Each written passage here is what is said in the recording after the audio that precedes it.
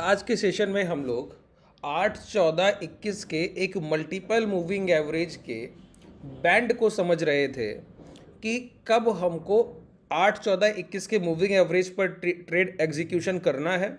और कल के सेशन में हमने समझा कि कौन कौन से मोमेंटम ऐसे होते हैं जहां पर आपको 8, 14, 21 के मूविंग एवरेज पर कोई ट्रेड एग्जीक्यूशन नहीं करना।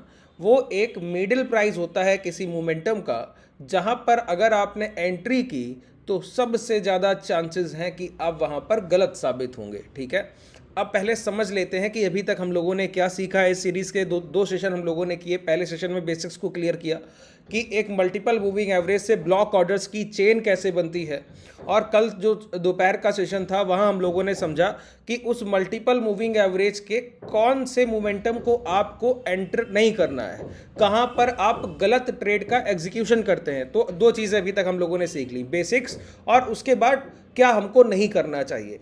अब आज के सेशन में हम समझेंगे कि जो एक नो मोमेंटम रेंज होता है, एक ट्रेंड का प्राइस होता है जहां पर आप एग्जीक्यूशन नहीं कर सकते, उस प्राइस को आप कैसे अपनी अपॉर्चुनिटी के लिए ट्रेड करेंगे। ठीक है, अब एक एक पॉइंट को बहुत ध्यान से सुनिएगा। अच्छा, जो आज मैं ये कॉन्सेप्ट आपको समझाने जा रहा हूं ना, जब मैं आपका चार्ट के लिए कोई भी बेसिक्स की क्लास करता हूं, कैंडल स्टिक्स बताता हूं, एवरेजेस बताता हूं, या किसी टेक्निकल पार्ट पर बात कर रहा हूं, तो मैं कभी उस टेक्निकल पार्ट का नाम मेंशन नहीं करता।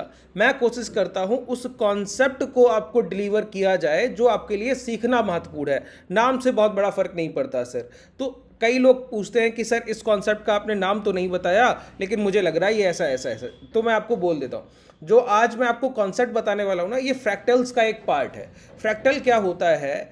प्राइस में जैसे जब चार्ट को आप देख रहे हैं ना, तो चार्ट में आपको प्राइस, टाइम और एक टाइम फ्रेम, तो टाइम फ्रेम का एक टेक्निकल पार्ट है फ्रैक्टल।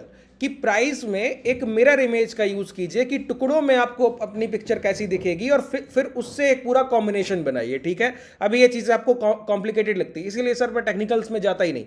आपके लिए जरूरी है कि लाइव मार्केट में जिन चीजों को, जिन सेंटीमेंट को ट्रेड किया जाएगा, उसको आप जितना बेहतर तरीके से समझ लें, वही आपके लिए महत्वपूर्ण है। नामों में कुछ नहीं रखा सर। चलिए शुरुआत करते हैं। सबसे पहले कल के सेशन में जो हम लोगों ने मूविंग एवरेज को समझा, उसको यहां पर एक बार हम लोग लगा के देखते हैं। 8 मूविंग एवरेज को प्लॉट करना है सिंपल और क्लोज के बिहाफ पर। कोई हाई का सोर्स हम लोगों ने नहीं रखा। सिंपल मूविंग एवरेज है और 8 का एक्सपोनेंशियल सिंपल मूविंग एवरेज ऐसे में।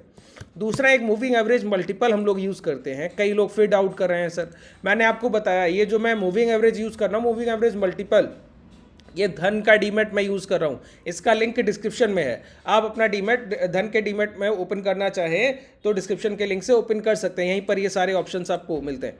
देखिए मैं क्या कर रहा हूँ, 14 और 21 के मूविंग एवरेज को बस छोड़ूंगा, फर्स्ट और सेकंड पीरियड, और सारे मूविंग एवरेज यहाँ से एलिमिनेट कर दूंगा। ठीक है, अब कल मैंने आपको क्या सिखाया, बहुत ध्यान से सुनिए। कल मैंने आपको बताया कि प्राइस जब इस तरीके के मोमेंटम में हो, मोमेंटम का मतलब हुआ कि ये मोमेंटम है। अब इस मोमेंटम में जब तीनों लाइंस के बीच एक गैप बढ़ता जा रहा है, इसका मतलब है 8 के एवरेज सेलर्स, 8 लास्ट 8 कैंडल के एवरेज सेलर का प्राइस, लास्ट 14 कैंडल के एवरेज सेलर्स का प्राइस, और लास्ट 21 कैंडल के एवरेज सेलर्स का प्राइस, उसमें एक मेजर डिफरेंस देखा जा रहा है। उसमें एक मेजर डिफरेंस देखा जा रहा है, मेजर डिफरेंस देखा जा रहा है। तो कभी भी मिडिल ऑफ द ट्रेंड, एक डाउन ट्रेंड के प्राइस में हमको कोशिश करनी होती है इस रेंज में शॉर्ट करने की, ना कि यहां यहां यहां। तो आपको मैंने कल समझाया कि इस रेंज में जब मूविंग एवरेजेस के बीच में डिफरेंस बढ़ रहा हो, उस समय पर आपको ट्रेड एग्जीक्यूशन नहीं करते, उसके जस्ट बिगिनिंग में करते हैं, उसके जस्ट टॉप पर या बॉटम पे करते हैं। जब अप ट्रेंड हो तो बॉटम पे करेंगे, जब डाउन ट्रेंड है तो टॉप पे करेंगे। तो वो एग्जीक्यूशन कैसे होगा वो तो आगे समझ ही लेंगे। ठीक है, वो तो मैं आगे के सेशन में आपको समझाऊंगा। अब मैं आपको ये समझ आ रहा होगा, ये एक एडवांस क्लासेस है जो मैं आज का सेशन आपके लिए कर रहा हूं ना। ये इन डेप्थ एनालिसिस है एक मूविंग एवरेजेस को कैसे आप इंप्लीमेंट करेंगे प्राइस एक्शन के बिहाफ पर। ठीक है, नहीं तो लोग समझते ही नहीं है प्राइस एक्शन और मूविंग एवरेज। सभी लोग क्या सोचते हैं ना सर कि आरएसआई अलग टूल है, अब आरएसआई यूज कर रहे हैं तो चार्ट रीडिंग का कोई जरूरत नहीं रह गया, कैंडल स्टिक्स आपके लिए किसी काम के नहीं रह गए। सर गलत है। ठीक है, प्राइजेक्शन से सुप्रीम कुछ नहीं है। इंडिकेटर सिर्फ आपको इंडिकेट कर सकता है, राइट डायरेक्शन दिखा सकता है। चलना आपको टेक्निकल्स में कैंडल स्टिक्स चार्ट पैटर्न के साथ ही है। अब समझिए करना क्या है, बहुत ध्यान से सुनिएगा। सबसे पहला काम, हमको एक बिगर टाइम फ्रेम पर जाकर अपनी चीजों को एनालाइज करना है, जैसे आवरली टाइम फ्रेम पर। अब आवरली टाइम फ्रेम पर ये एक मोमेंटम ट्रेंड है सर। देखिए बहुत ध्यान से समझिए, यहाँ पे प्राइस ने क्या किया, ब्लॉक ऑर्डर का एक रेंज यहाँ पर बनाया था इस जगह पर, देख पा रहे हैं, ये एक क्रॉस ओवर, ये एक क्रॉस ओवर, फिर प्राइस ने, ये एक ब्लॉक ऑर्डर का रेंज है। कैसे होगा वो आगे मैं समझाऊंगा कि कैसे ब्लॉक ऑर्डर के रेंज को पहचानते हैं। और जो ये ब्लॉक ऑर्डर का रेंज है, इसके टेक्निकल्स के जो हाई लगे हैं वो इस रेंज में है, इनकी मार्किंग कीजिए। ठीक है, अब थोड़ा सा एडवांस सिखा रहा हूँ, जो जिन लोगों के कैंडल स्टिक्स अच्छे नहीं होंगे, चार्ट रीडिंग अभी तक नहीं समझा होगा, लाइव सेशंस लगातार नहीं देख रहे होंगे, वो इन चीज़ों से कनेक्टिविटी बहुत कम रख पाएंगे। ठीक है, अच्छा ये कोई लाइव मार्केट मत समझ लीजिएगा, ये एडजस्टमेंट चल रहा है, वीकेंड का टाइम है। ठीक है, अब समझिए यहाँ पर ये जो यहाँ पर ब्लॉक ऑर्डर बने मूविंग एवरेजेस के, उसका टेक्निकल इंडिकेटर पार्ट क्या है, ये जो रेंज है 52,500 से लेकर 52,200, इस रेंज में सबसे बड़ा सप्लाई पड़ा हुआ है। ठीक है, प्राइस ने इसको रिटेस्ट किया, एम फॉर्मेशन बनाया टॉप पर और वहां के लो ब्रेक कर दिए। अब आप बोलिए कि प्राइस यहां ट्रेड कर रहा है, यहां ट्रेड करते हुए प्राइस में जब तीनों मूविंग एवरेजेस में डिफरेंस बढ़ रहा है, तब आप मुझसे बोलिए कि अब यहां पे शॉर्ट कीजिए। मैं तो नहीं करूंगा सर। अब मैं बताइए दिक्कत क्या है, यहां पे सेल करने में दिक्कत क्या है। अब मैं यहां शॉर्ट करूं 51,230 पे, और मुझे पता है सेलर्स का लास्ट सेलिंग प्राइस जो हमारे लिए अभी जहां से गिरावट होते हुए आ रही है वो है 52,200। एक बात बताइए, आपके पास इतना पैसा है कि 51,200 का बाजार सेल कर कर और आप 52,200 पर ऐसा रख सकें? 1000 पॉइंट दूर अपना स्टॉप लॉस प्लान कर पाइएगा? अगर आप हैजिंग कर सकते हैं तो कर पाइएगा ना, बाकी तो आपकी गुंजाइश नहीं है। ठीक है, तो इतना दूर अपना स्टॉप लॉस आप कैसे प्लान कर सकते हैं? तभी मैंने कल के सेशन में आपको समझाया कि प्राइस में जब भी एवरेजेस के बीच में डिफरेंस बढ़ रहा है इन तीनों में, तब कोई एग्जीक्यूशन नहीं करना, बाजार से दूर बैठना है। सर कब एग्जीक्यूशन करना है फिर?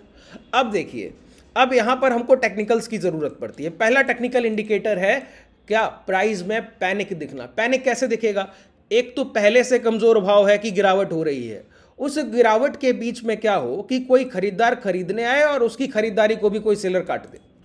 ठीक है, कोई बायर बाई करने आए, एक्यूमुलेशन करने आए।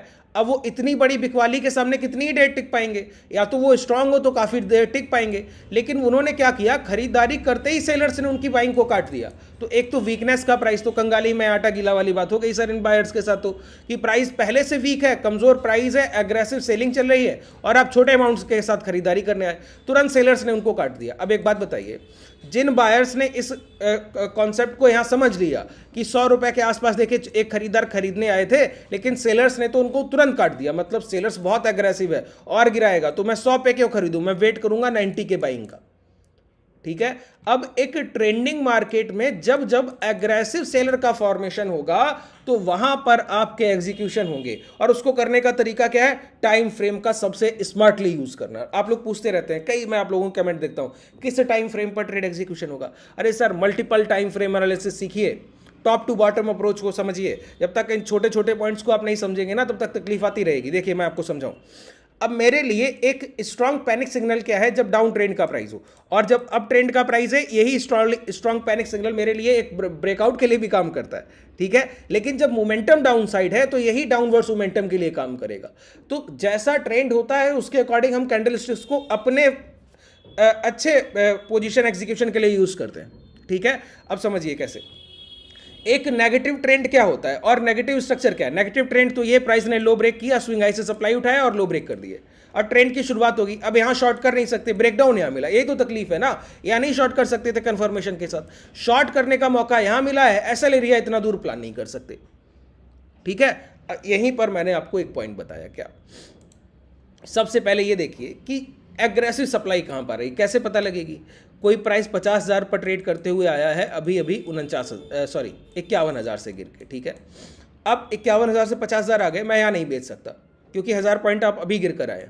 लेकिन क्या हो, 50,000 पर कोई खरीदार खरीदारी करने आए और 50,200 तक भाव को लेकर जाए या 50,300 तक लेके जाए, और पूरा 40-45 मिनट 1 घंटा उसको ले जाने में लगाओ।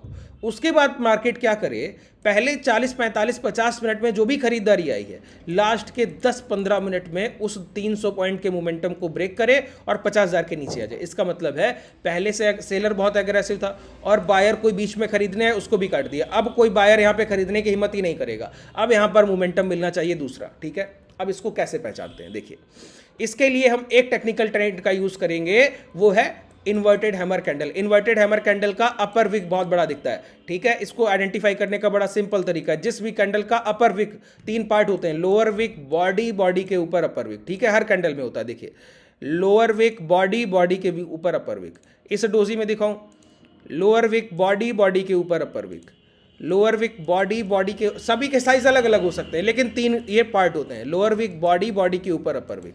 तो मैंने कहा अपर विक सबसे बड़ा पार्ट होना चाहिए 60% से ज़्यादा किसी कैंडल का, 50 के पास भी होगा तो भी चलेगा क्योंकि ट्रेंड डाउन साइड है तो हमें तकलीफ की बात नहीं है, ठीक है। तो हम लोगों ने सबसे पहले क्या आइडेंटिफाई किया, ये सप्लाई रेंज क्या कि प्राइस डाउन ट्रेंड में है। अब डाउन ट्रेंड के प्राइस में ना यहाँ बेच सकते ना यहाँ बेच सकते, तो वेट करिए किसके लिए कि हमको एक इन्वर्टेड हैमर कैंडल का फॉर्मेशन मिल जाए और उस कैंडल के लो ब्रेक होते हुए दिख जाए, वहीं से हम मोमेंटम के लिए जाएंगे, ठीक है।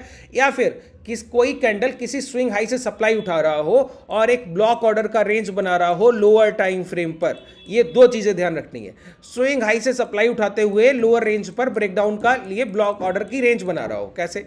मेरे लिए सबसे महत्वपूर्ण कैंडल क्या है, ये लो ब्रेकडाउन हुए अभी अभी, ये लो ब्रेकडाउन हुए तो हमको पता है कि इस लो का रिटेस्ट भी होना लगभग तय होगा। अब यहाँ पे तो इनमें तीनों में डिफरेंस आने लगा तो हम यहाँ पर ट्रेड एग्जीक्यूशन कर नहीं सकते, तो मार्किंग के साथ 1 घंटे के टाइम फ्रेम पर मार्क किया। ये चीज़ें मैं रफली आपको इस वजह से समझा रहा हूँ, समय का अभाव है। और दूसरी बात कि आप अपनी तरीके से चीज़ों को अपने लिए फ्रूटफुल बनाइए, ठीक है। ये नहीं कि आप किसी सेटअप पर चले जा रहे हैं कि नहीं यही मूविंग एवरेज मेरे लिए सर्व है। अब बताइए, आप मल्टीपल मूविंग एवरेज में बायर सेलर के मूविंग एवरेजेस को जब यूज़ करेंगे, जो मैं आपको क्लासेस में अभी मैंने यूट्यूब पर काफ़ी सेशन किए हैं कि बायर और सेलर के आइडेंटिफिकेशन कैसे करते हैं, अभी जब क्लासेस में आएंगे तो मैं आपको सिखाऊंगा बायर और सेलर के मूविंग एवरेजेस को मल्टीपल मूविंग एवरेज में कन्वर्ट कैसे ब्लॉक ऑर्डर को आप यूज़ करेंगे, ठीक है। अब वो कॉन्सेप्ट इतना बेहतरीन काम करता है कि जब आप आएंगे तो समझ आएगा, ठीक है। अब समझिए, यहाँ पर 5 मिनट के टाइम फ्रेम पर आ जाइए। क्या हम लोगों ने देख लिया, हम लोगों ने सबसे पहले आइडेंटिफाई किया एक लो ब्रेकडाउन, और लो ब्रेकडाउन के बाद हमको पता है प्राइस पहले से वीक है, सप्लाई उठाकर लाया है और डाउनफॉल आएगा, लेकिन यहां पर शॉर्ट नहीं कर सकते क्योंकि ऐसा एरिया बहुत बड़ा है। तो हम छोटे स्टॉप लॉस को मेंशन करने के लिए 2 या 5 मिनट के टाइम फ्रेम पर जाएंगे। अब ये 5 मिनट के टाइम फ्रेम पर हमको दिख गया था कि प्राइस ने क्या किया था, बहुत ध्यान से समझ लीजिए, फिर आप लोग बाद में तकलीफ में आइएगा। हम लोगों ने यहां पर समझ लिया कि प्राइस ने क्या किया ना सर, प्राइस इस रेंज में आया और यहां से सप्लाई उठाकर ये एक इन्वर्टेड हैमर कैंडल बनाया जिसका क्या है, अपर विक बहुत बड़ा है, अपर विक का पार्ट बहुत बड़ा है। अब हमको समझ आ गया कि अब हमको इस कैंडल के लो ब्रेकडाउन के बाद 5 मिनट के टाइम फ्रेम पर कोई शॉर्ट करने का मौका मिला, तीनों एवरेजेस की लाइन एक जगह आकर फिर खुलने लगी, फिर तीनों में डिफरेंस बढ़ने लगा, वहां पर ट्रेड एग्जीक्यूट करेंगे। लोअर टाइम फ्रेम पे छोटा रिस्क होगा और ट्रेंड का कंफर्मेशन हो गया, लास्ट स्विंग लो ब्रेकडाउन हो गए, गलती की गुंजाइश बता दीजिए सर। कोई भी ट्रेड एग्जीक्यूशन के लिए आपके पास 3 से 4 कारण होने चाहिए और मैंने सारे रीजन आपके सामने रख दिए हैं। देखिए यहाँ पर बहुत ध्यान से समझिए, ये लो है आपके लिए, 2 मिनट के टाइम फ्रेम पर आ जाइए, 2 मिनट के टाइम फ्रेम पर या 5 मिनट का टाइम फ्रेम मैक्सिमम लोग आप लोग यूज़ कर रहे हैं, ठीक है। आइए अब बहुत ध्यान से समझिए क्या हुआ बताइए, इन तीनों में डिफरेंस बढ़ा। यहाँ पर सबसे पहले तो यहीं पर ये तो आपके लिए राइट एग्जीक्यूशन प्राइस था, यहीं पर वो कैंडल का लो बना है। अब उसके बाद प्राइस ने एक मोमेंटम छोटा सा ये दिया और यहाँ पर एक कंसोलिडेशन और ब्लॉक ऑर्डर का रेंज, क्यों, तीनों एवरेज लाइन पैरेलल हो गई। पैरेलल होने के बाद इस स्विंग हाई के ऊपर से सप्लाई उठाया, सप्लाई उठाने के बाद एग्रेसिव ये लो ब्रेक किया, तो देखिए तीनों एवरेजेस में दोबारा से ये कन्वर्जन हुआ और तीनों के बीच डिफरेंस बढ़ने लगा, लो ब्रेक डाउन। शॉर्ट कीजिए, शॉर्ट के बाद अब आप एसएल ले पाइएगा, 50-660 पे शॉर्ट कीजिए, एसएल है आपका 50-850, ठीक है। अगर आप इस पोजीशन को हेज करेंगे तो आपका 300 पॉइंट के स्पॉट प्राइस के रिस्क में, ये तो 300 पॉइंट है भी नहीं, 650 से 850 200 पॉइंट का स्पॉट प्राइस है। मैं बोलता हूं 300 से 350 स्पॉट प्राइस में अगर डिफरेंस हो एसएल एरिया में और आपने अपनी पोजीशन को अगर हेज किया हुआ है तो वो पोजीशन आपसे 4 से 5 पॉइंट भी नहीं ले पाता है। अगर ये एसएल कट कराने जाए आपसे 4 से 5 पॉइंट का रिस्क भी नहीं लेता है। अब आपको पता ही नहीं हैज कैसे करते हैं, है ना, यही तो दिक्कत है ना। हैज सीखने के लिए मैंने आपको बताया, अगर आप डायरेक्टली ज्वाइन करना चाहें तो डिस्क्रिप्शन में टेलीग्राम का लिंक है, कॉन्टैक्ट डिटेल भी है, वहाँ से डायरेक्टली कॉन्टैक्ट करके ज्वाइन कर सकते हैं, या फिर डायरेक्टली आप इनरोल करना चाहते हैं तो बैचेस का डिटेल और इनरोलमेंट का लिंक आपको एप्लीकेशन में मिल जाएगा, और एप्लीकेशन का लिंक भी डिस्क्रिप्शन में है और मैं कमेंट सेक्शन में भी पिन कर दूंगा, वहाँ से डायरेक्टली आप इनरोल कर सकते हैं, ठीक है। समझिए ये ब्रेकडाउन, इस ब्रेकडाउन के बाद ये मूवमेंट। अब देखिए आवरली टाइम फ्रेम पे तो प्राइस वहीं पर है, क्या है कि नो ट्रेडिंग रेंज, ये हमारे लिए कोई ट्रेडिंग रेंज है क्या बताइए, ये हमारे लिए कोई ट्रेडिंग रेंज है, इसको तो मैंने कल ही आपको बताया, यहाँ पे तो कोई ट्रेड एग्जीक्यूट करना ही नहीं है। लेकिन अब हम क्या कर रहे हैं, ये परफेक्ट एग्जाम्पल है आपके टाइम फ्रेम को यूज करने का, कि आप टाइम फ्रेम को अपने हिस्से में कैसे यूज करेंगे राइट एग्जीक्यूशन के लिए, सही एंट्री के लिए, ठीक है। वही मैं आपको समझा रहा हूं। अब यहाँ पर आपने देखा और देखने के बाद देख रहे हैं यहाँ शॉर्ट करके यहाँ ऐसे ले लें क्या, यहाँ से सप्लाई उठाया तो क्या यहाँ स्टॉप लॉस ले लें क्या, नहीं ले सकते। वेट कर रहे हैं छोटे टाइम फ्रेम पर, क्योंकि आइडेंटिफाई कर लिया सेलर एग्रेसिव है, निचले स्तर तक और भाव गिर कर जाएगा, लेकिन गिर के किस कंडीशन में जाएगा, एसएल एरिया कैसे प्लान किया जाए, उसके लिए लोअर टाइम फ्रेम पर है। लोअर टाइम फ्रेम पर पहला मोमेंटम, पहले मोमेंटम के बाद यहाँ पर देखिए दूसरा ब्लॉक ऑर्डर, तुरंत ये कन्वर्जन, यहाँ पे दूसरा मोमेंटम, अब प्राइस रिट्रेसमेंट कर रहा है, फिर स्विंग हाई से सप्लाई उठाएगा। अब आगे इस सीरीज को हम लोग और कंटिन्यू रखेंगे, ठीक है। जितना मैंने आज आपको समझाया ना, उम्मीद है आपको बेहतर तरीके से समझ आया होगा। जितनी बार आप इन चीज़ों को इंप्लीमेंट करेंगे, एक मैंने आपको समराइज कर रहा हूं, समझ लीजिए।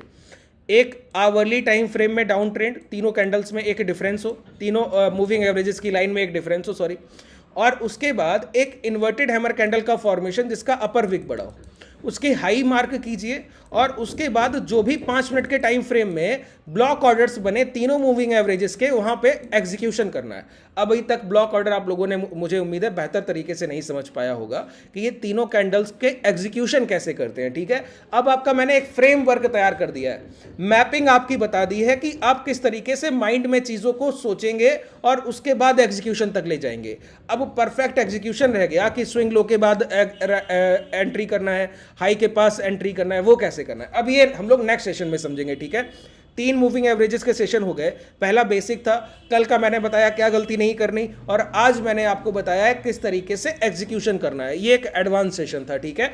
धीरे धीरे हम लोग इसी तरीके से किसी सीरीज में आगे बढ़ते हैं। चलिए, उम्मीद है बेहतर तरीके से आपने समझा है। कोई डाउट हो तो नीचे कमेंट सेक्शन में बताइएगा। धन्यवाद।